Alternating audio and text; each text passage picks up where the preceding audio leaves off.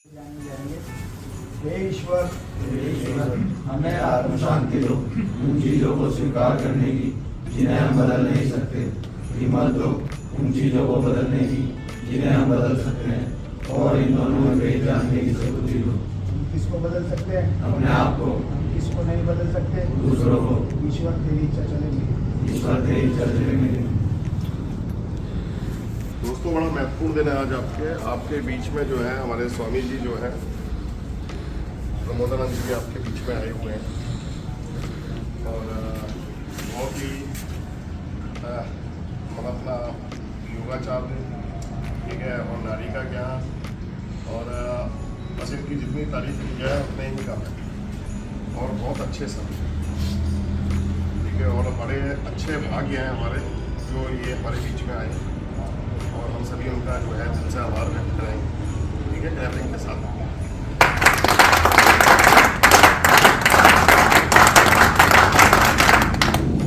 कि कैसे करें इस चीज को, तो ये जो है इसके अंदर अगर हम योगाचार्य जुड़ जाए, ठीक है, संत जुड़ जाए अच्छे, तो ये रास्ता जो है बहुत आसान हो जाता है, बहुत आसान हो जाता है।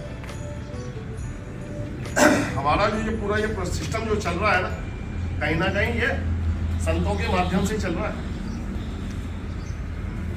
और आज बड़े लकी हैं कि आज जो है एक अच्छे संत स्वामी जी हमारे बीच में आए हैं, और मैं कहूँगा स्वामी जी से कि स्वामी जी ही आगे इस वार्तालाप को आगे ले जाएं।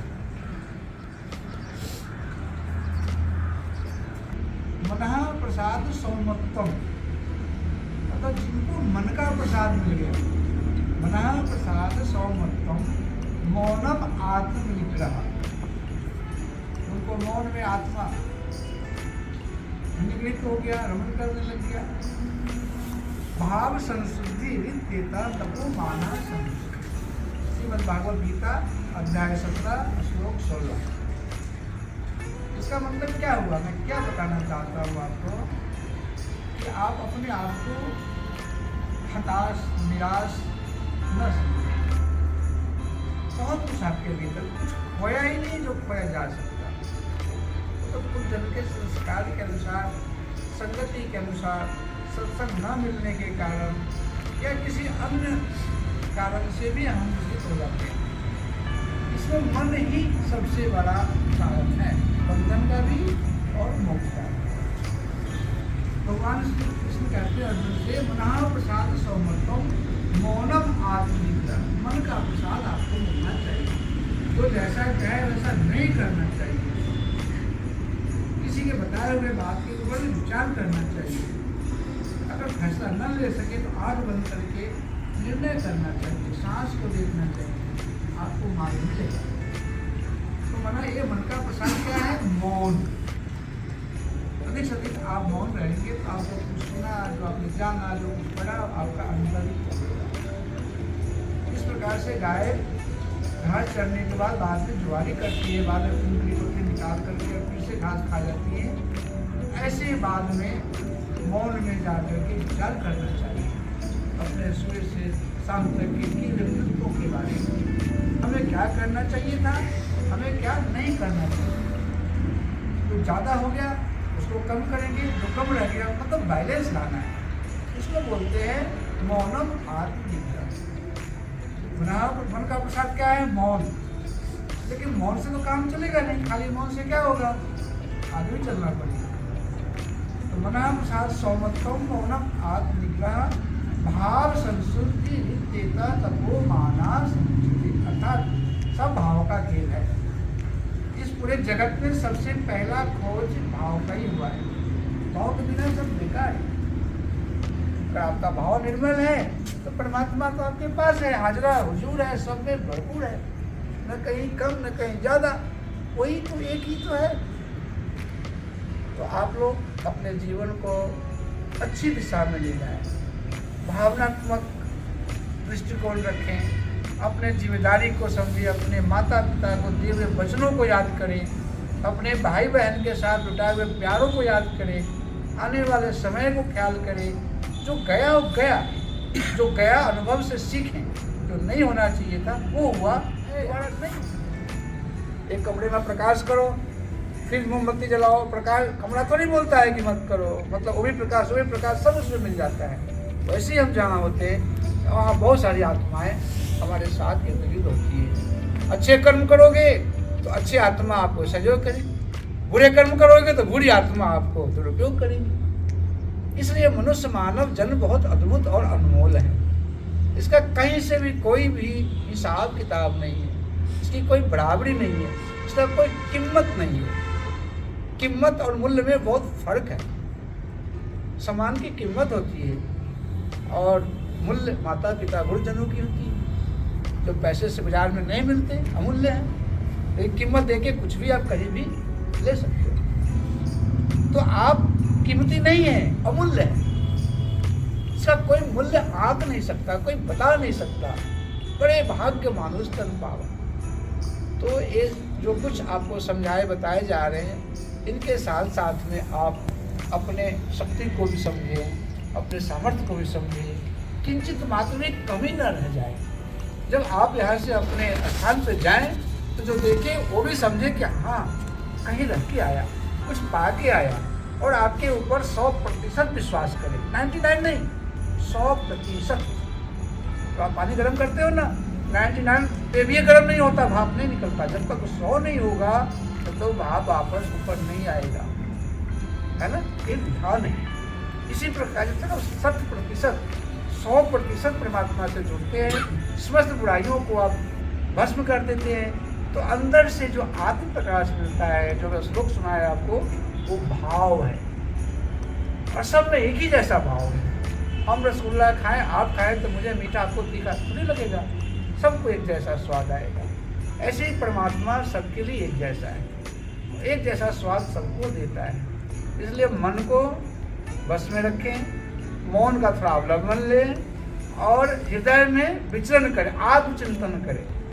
जिस पे आपकी श्रद्धा हो, खुद के ऊपर श्रद्धा है खुद के ऊपर करिए, माता पिता के ऊपर श्रद्धा है, उनकी जिस भगवान जिस लॉर्ड को आप मानते हैं, उनको आप अगर 2 मिनट देते हैं तो आपके लिए वो बहुत समय निकालते हैं। जिसको आप एक बार झांकते हैं वो कोशिश करता है ना आपके ऊपर झांकने के लिए, मुड़ के देखता है ना, जिससे बात करना चाहते हैं तो जवाब देता है ना।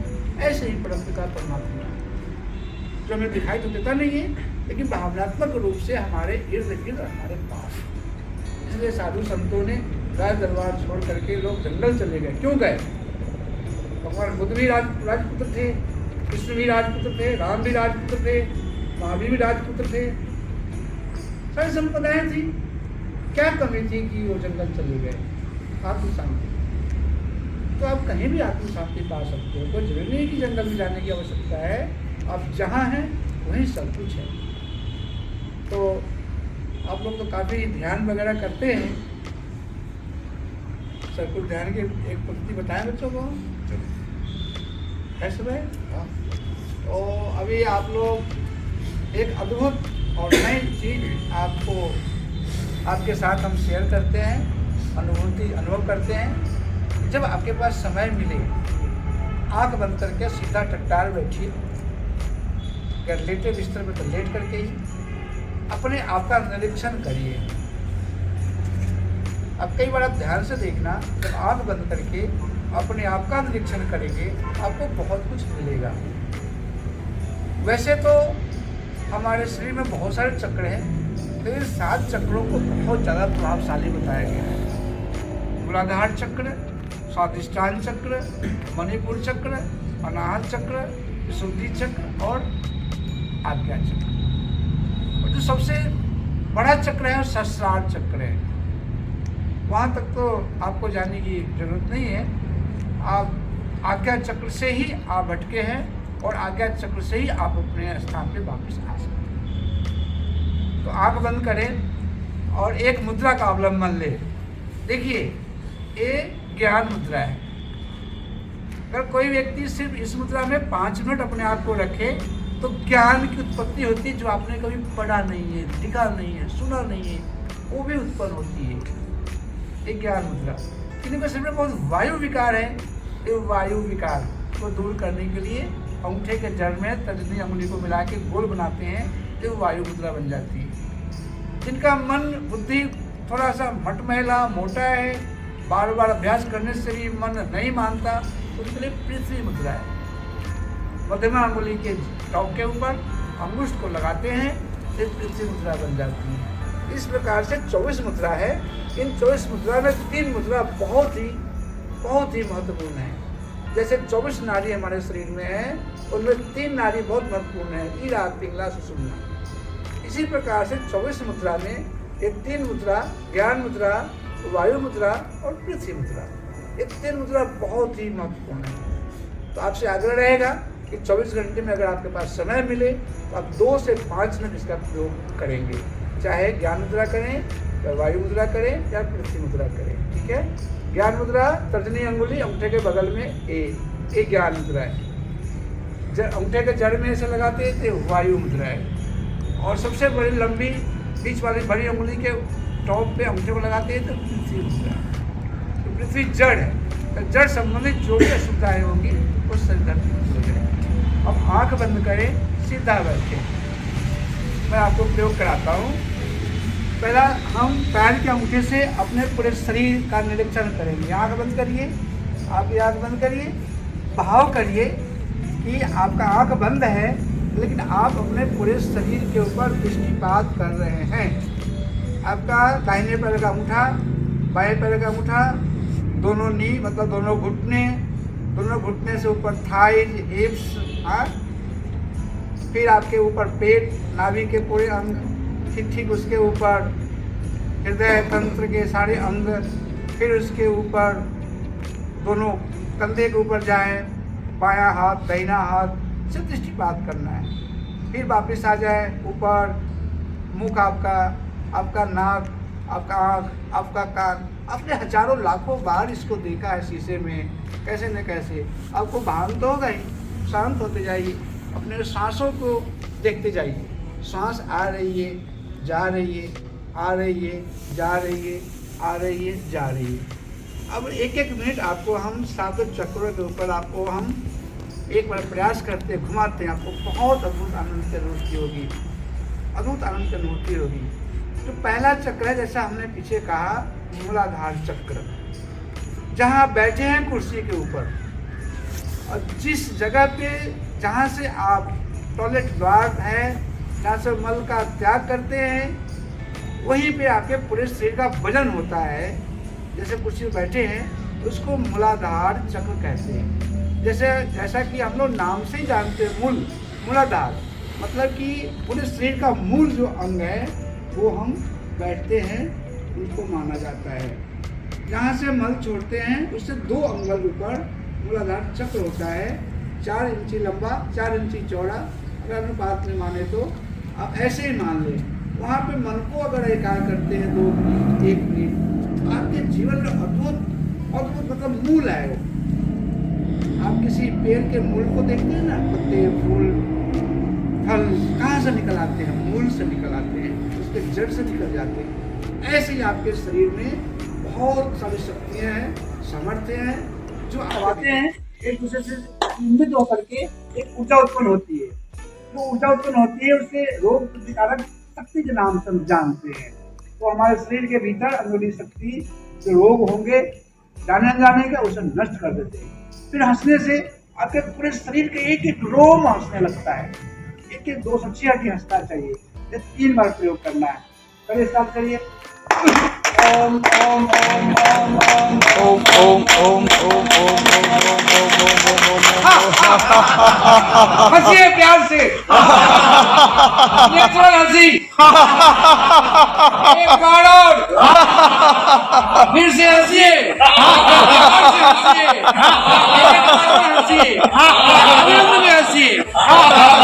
हंसिए, एक बार और। अब राधे राधे। शरीर रूपी वृक्ष के ऊपर अगर रोग रूपी कोई पक्षी बैठ गए हैं, उन्हें में भगा सकते हैं। कैसे?